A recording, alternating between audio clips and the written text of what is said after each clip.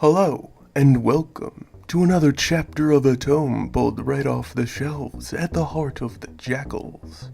As always, I'm your accomplished host, Lothrin, and there's ever so much more data to relay. So let's get to it, shall we? Go grab a filling meal, settle into a cozy spot, and pay accurate attention to Fleet Part 36, What is Known. Welcome, first students of the Novir Academy. Cam shot to his feet from where he'd been sitting cross-legged on the floor when one of the students tried to speak. Silence! This may not be what you were expecting. Cam walked across the empty space between himself and their clustered, frightened knot of 30 or so fresh faces. And it may not be for you. If it isn't, I suggest you go back the way you came. There are many simpler tasks for those with weaker stomachs and brittle mental fortifications. Cam held up a hand, and in his flattened palm, a slender 10-centimeter pale blue shard balancing itself on his own electromagnetic signature. This may not look like much. It may not seem important, even though these shards are in everything we make, every tool, every machine, every device or vehicle. These shards are the root of our entire civilization. Cam strode carefully back to the center of the room. He put his hand on a sheet covering something that stood taller than he did, but he didn't grab the gray sheet and reveal what was underneath. It moved in response to his touch. The thing, a towering figure with 3 high-pointed peaks moving above its head to shift its body, responding to where Cam's hand moved and twisted to keep that point in focus. Finally, as Cam wound around it in a full circle, it darted forward, shocking everyone by biting Cam's hand through the soft cloth. Cam found it funny, and the beast let him go. We found it yesterday. Consulted our resident archivist. Cam pointed to Vildar. No one knows what this being is. No one's ever seen one. No one's ever heard of anything like this creature.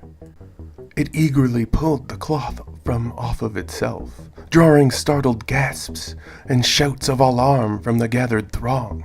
So foreign, so incredibly alien this creature was. Now I know what you must be thinking. Cam turned back to them. But I assure you, you are in no danger.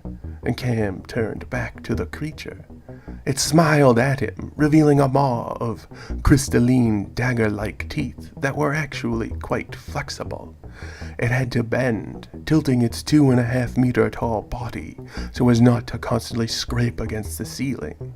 It looked like a dark purple hive in its main body, but it had prehensile octahedron eyes, each of the pair hued of the purest amber blazes. It settled those eyes back into its face when it realized the other beings in the room were freaked out and disgusted by its curious behaviors. It bowed its head, curling backward the single-angled horn upon its skull to show its remorse. And then, since Cam moved towards his students, it followed. Its 3 legs, each more than 3 meters long, bent at odd angles to keep itself in this room, each ascending point a horn-tipped knee that could flex like the one upon its head. From 1/2 meter below each knee, a thigh angled down into the lower section of this incredibly insane creature. Cam halted just a meter or so away from his students, but the beast kept coming. The students fled, but the creature, having the mind of a child, thought they were playing some game. And the men and women soon found out that it could stretch upon those mighty legs, pushing forward and pulling back with intense speed and accuracy, and the strangest odd giggle of glee. "Rawl," Cam said quietly. The beast halted its gleeful, joyous game, moving to Cam's side to reach out with 2 sets of arms, the second set smaller than the first, hugging Cam and lifting him off the ground with relative ease. Cam could not contain the good humor bubbling through him. "Everyone, this is Rawl." How do you know?" one of the braver students asked, falling back into the crowd. "I asked him his name, and he spelled it out for me. I found him on a scavenging mission, in a capsule buried underneath enough scrap that it had taken months of hauling from the same spot to pry him loose." "But nothing!" Cam erupted into the small hall. "This is Gregari, a system long thought haunted by locals. For good reason." Cam gestured toward the towering Rawl, who promptly put most of Cam's arm in his mouth, and Cam laughed. "Enough, Rawl."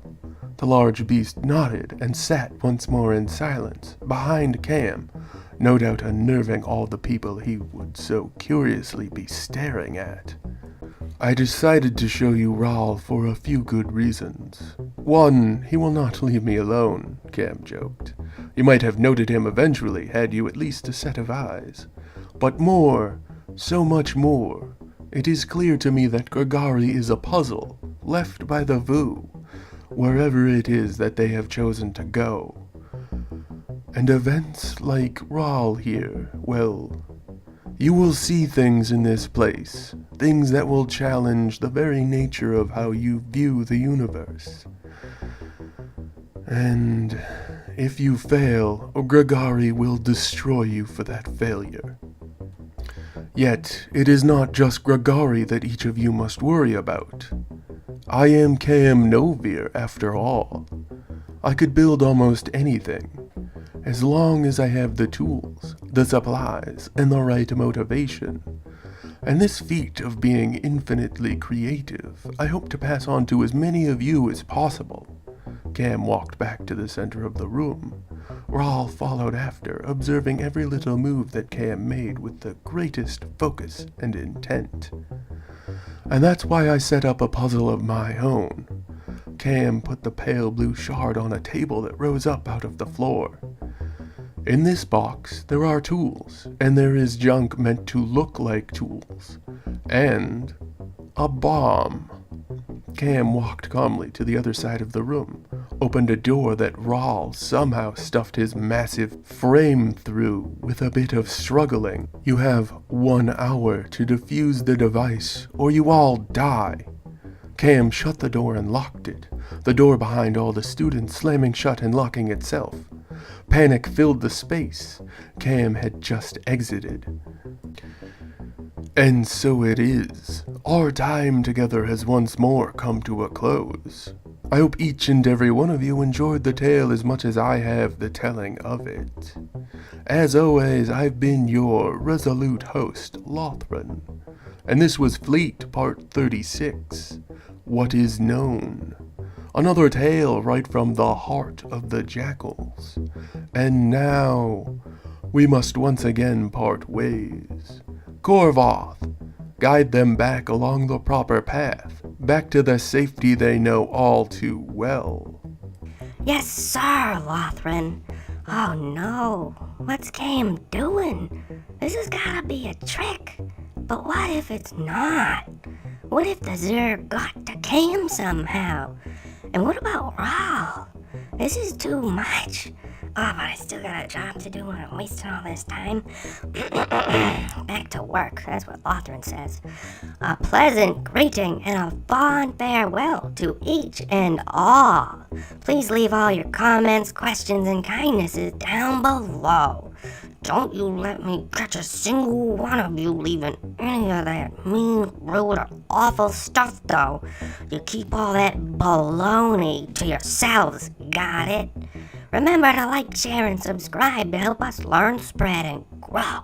And don't forget that we strongly encourage each and every one of you to stay safe out there. See you again tomorrow for Fleet Part 37. Hopefully we'll get some answers in that tale. Good night and good luck. You'll need it. Bye-bye, everybody. Bye-bye. Bye-bye. Bye-bye. Bye-bye. Bye-bye. Bye-bye. Bye-bye.